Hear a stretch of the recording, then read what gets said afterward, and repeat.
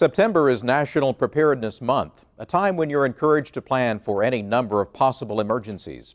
Sunup's Austin Moore shows us a way to gear up without ever leaving your house. Disasters can happen on a grand scale, such as tornadoes wiping out entire neighborhoods.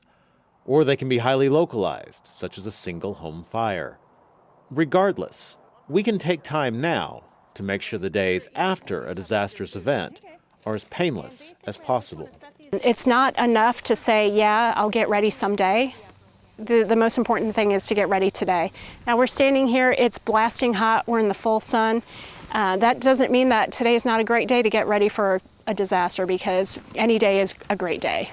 We followed Oklahoma Cooperative Extension's Gina Peak as she helped a local homeowner build a disaster preparedness kit out of items already in the home. And what we also suggest is that you include canned goods with a lot of liquid in them. So, for example, if you have fruit that is canned in its own juice, that's a really great fit, because if you're thirsty, you can drink that juice. A lot of the stuff that you need for a kit, such as food, clothing, a basic first aid kit, you probably already have in your home. So the idea is to look through your own house, find out what you have already, shop in your own home basically, put those things together in a kit. And here's some salmon. Perfect. Tomatoes are full of liquid. Yep, I mean, they're one of the best sources of veggies for liquids. Do you want me to pull up 3 days worth? Yeah, absolutely. I see there's a can of soup there with a pop top. Yep. Now what's important about that pop top is that you don't need a can opener to open that. Right. Whereas with these other canned goods that you're handing over, you're going to need a can opener to get these open. So that's something important to think about. You want to be able to have enough stuff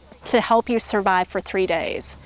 So you don't have to be comfortable, you're not going on vacation, but you're going to need a change of clothes for 3 days. You're going to need something to eat for 3 days, any kind of specialized medications, anything you require for 3 days, and some kind of a weather radio to help you stay alert.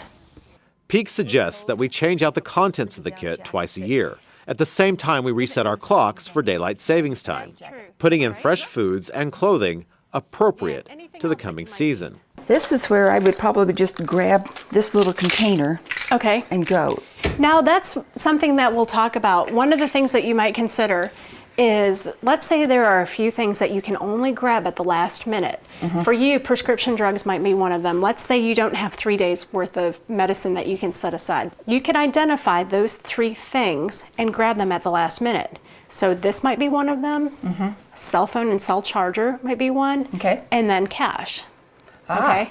So the idea is that at the very last moment, you would grab something that you really can't put in your kit. Peak is challenging Oklahomans statewide to build a disaster preparedness kit for each member of their family. You can go to the county office and get a pledge, which is basically a list of all of the stuff to put in a kit. And then once you've created the kit, you'll sign a certificate. We're going to count the number of certificates that we collect, and the goal is 500 by the end of this year.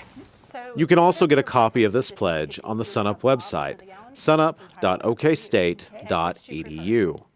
For Sunup, I'm Austin Moore.